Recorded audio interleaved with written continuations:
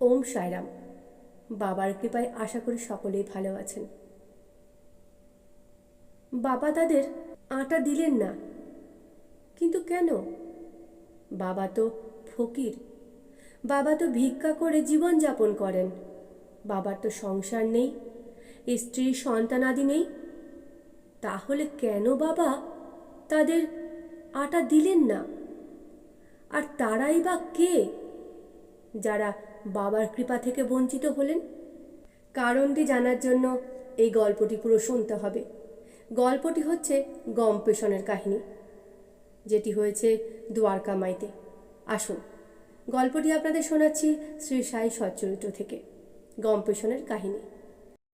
কাহিনীটির বক্তা হলেন শ্রী হেমাত্পন্ত মহাশয়, যিনি সাই সচ্চরিত্রটি লিখেছেন।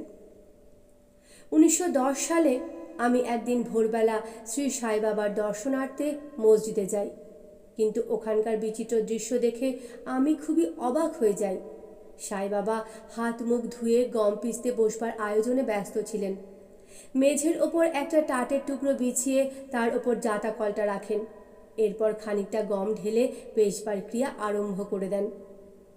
আমি এই ভেবে উঠতে পারছিলাম না যে গম পিষে বাবার কী লাভ হবে। ওর তো পরিবার বলতে কিছুই নেই, এবং উনি নিজের জীবন নির্বাহ ভিক্ষাবৃত্তি দ্বারাই করে থাকেন। তাহলে এই গম পেশা কেন? এই ঘটনাটা দেখে সেখানে উপস্থিত বহু লোকের এই একই কথাই মনে হচ্ছিল, কিন্তু বাবাকে এ বিষয়ে কিছু জিজ্ঞাসা করে এমন সাহস কারোরই হচ্ছিল না। বাবার এই বিচিত্র লীলার খবর গোটা গ্রামে ছড়িয়ে পড়ে, এবং এই দৃশ্য দেখবার জন্য তক্ষুনি লোকের ভিড় মসজিদের দিকে দৌড়ায়। এই ভিড়ের মধ্য থেকে 4 জন নির্ভীক মহিলা ভিড়ের মধ্য দিয়ে রাস্তা বানিয়ে মসজিদের সিঁড়ি চড়ে গিয়ে বাবাকে জোর করে সেখান থেকে সরিয়ে তার হাত থেকে জাতার হাতলটা কেড়ে নিয়ে বাবার লীলার গুণগান করতে করতে গম পেশা আরম্ভ করে দেয়। প্রথমে বাবা একটু রেগে যান, কিন্তু পরে মহিলাদের ভক্তিভাব দেখে শান্ত হয়ে মুচকি মুচকি হাসেন। এদিকে গম পিষতে পিষতে মহিলাদের মনে হয় যে বাবার তো কোনো ঘর বাড়ি নেই, কোনো ছেলেপিলেও নেই, তিনি স্বয়ং ভিক্ষাবৃত্তি দ্বারাই জীবনযাপন করেন, সুতরাং তার ভোজন ইত্যাদির জন্য আটার কোনো প্রয়োজনই নেই।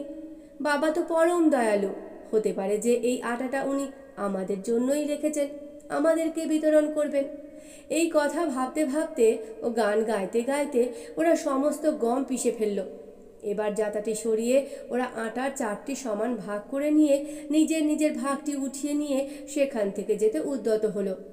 এতক্ষণ বাবা শান্ত হয়ে বসেছিলেন, কিন্তু এইভাবে আটা নিয়ে যেতে দেখে তিনি তক্ষুনি রেগে উঠলেন এবং ভর্ৎসনা করে বললেন, ওহে, তোমরা কি পাগল হয়ে গেছো? এটি কার বাপের সম্পত্তি মনে করে নিয়ে যাচ্ছ? এটা কি কোনো পাওনাদারের সম্পদ যে এত সহজেই উঠিয়ে নিয়ে যাচ্ছ? রাখো, এবং এটিকে গ্রামের চারিদিকে সীমান্ত বরাবর ছড়িয়ে দিয়ে এসো। আমি শিরডিবাসীদের প্রশ্ন করলাম, বাবা এক্ষুনি যা যা করলেন তার যথার্থ তাৎপর্য কী হতে পারে? তারা আমায় জানালো যে এই গ্রামে বিসূচিকার প্রচণ্ড প্রকোপ, এবং সেটা দূর করার জন্যই বাবার এই উপচার।